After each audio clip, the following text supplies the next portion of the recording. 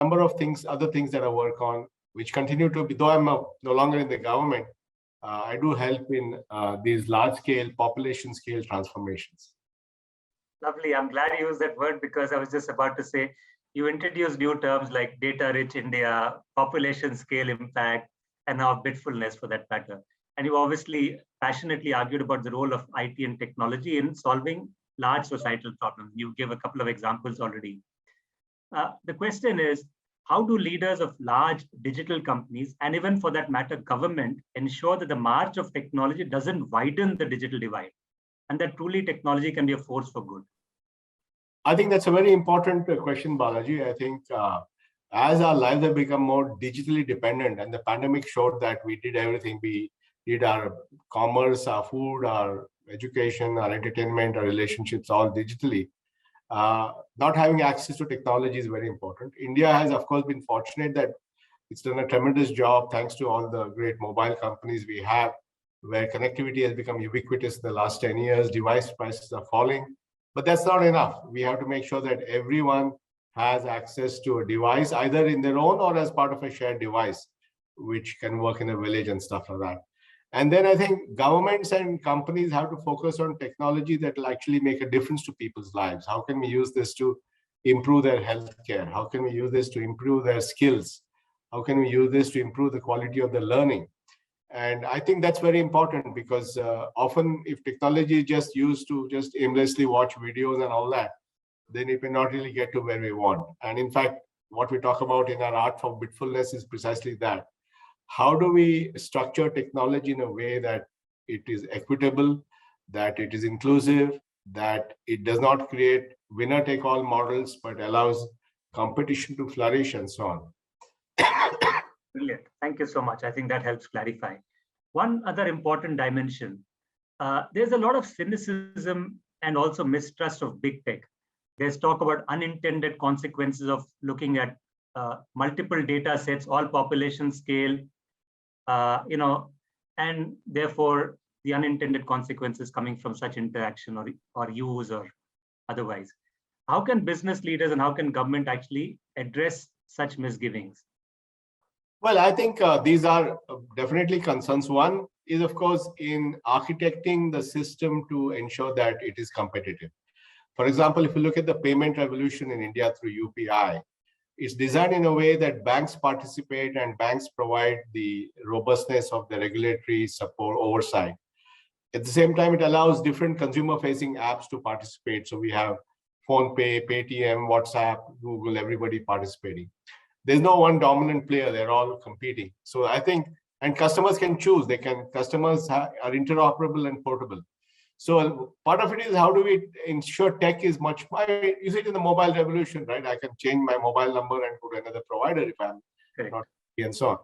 So I think creating interoperable, portable systems is very important. And often the thing that happens in the digital world is you get walled gardens. You end up sort of being captive in a system. And therefore, there's a big role of government and public policy to do that. So I think there are moves afoot now across the world to address these concerns. But my work has actually been really how to use tech for social benefits. So I've always felt that it's about how do we use it for its transformational capability? How do you do it at scale? So how do you get 1 billion people to use it? Because my view is that there's a small delta improvement for one person multiplied by 1 billion people, that's a huge societal improvement. So it's all about small change at population scale. No, brilliant. Thank you so much. I'm going to jump now to some more real-time questions. Actually, the chat box is full of them. I requested John to help us a little bit with sifting through the questions. There's one question which has come from Andrew Larpent. He's the chairman of Commonwealth Association for the Aging. And his question is, as the speed of technological innovation accelerates, how do we ensure that those sections of civil society, particularly the elderly, are not left further behind and marginalized in the digital world?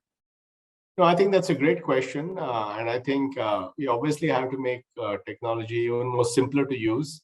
In one sense, I think the pandemic accelerated even the older people to use technology. And today, grandmothers talk to the children over video because that's the only way they can talk to the grandchildren because they're in 2 different cities. So I think But also it's about, enabling better interfaces, better UI, better, voice recognition and all those things. So I think we have to work very hard to make it more and more accessible to older people. Thanks, Nandan.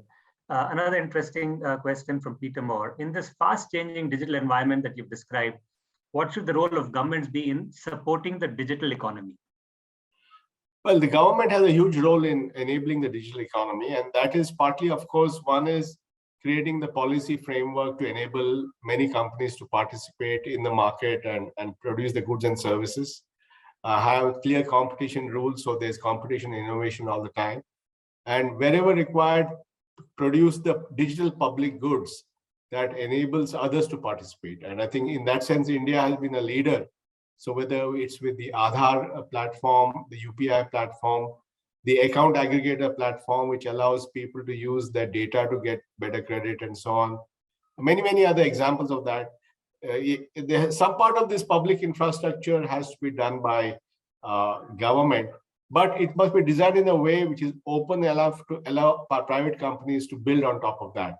So finding the balance between what should be in the government space, what should be in the market space, that's very, very important. And I suspect that's also evolving all the time, depending upon the situation. That's right. There's a question from Alpana Kera. With technology touching all parts of our lives, how do we see the status of cybersecurity measures, and are we doing enough as a society or as a nation? Well, I think cybersecurity is really going to be one of the challenges of our times, because in some sense, we have accelerated making our systems open to the public. We have accelerated putting our systems on the internet for anyone to use. And that has obviously encouraged a lot of bad actors, both state and non-state, to take advantage of that. And we are around the world, I think it's the very huge concern for firms and for governments. And I don't think we can rest on this, because every time we fix one particular loophole, then somebody else opens another window of attack. So I think this is an ongoing thing, and I agree completely that this should be a very, very high priority, because if we don't do that, then this whole thing will really have a huge backlash. Makes a lot of sense, Nandan. There's a question from Harish Natarajan. One undesirable downstream effect of work from home and hybrid offices is unemployment, especially in the unorganized sector, the messengers, the runners, office support staff, etc. Do you have any thoughts on how this segment can be reskilled to become more productive?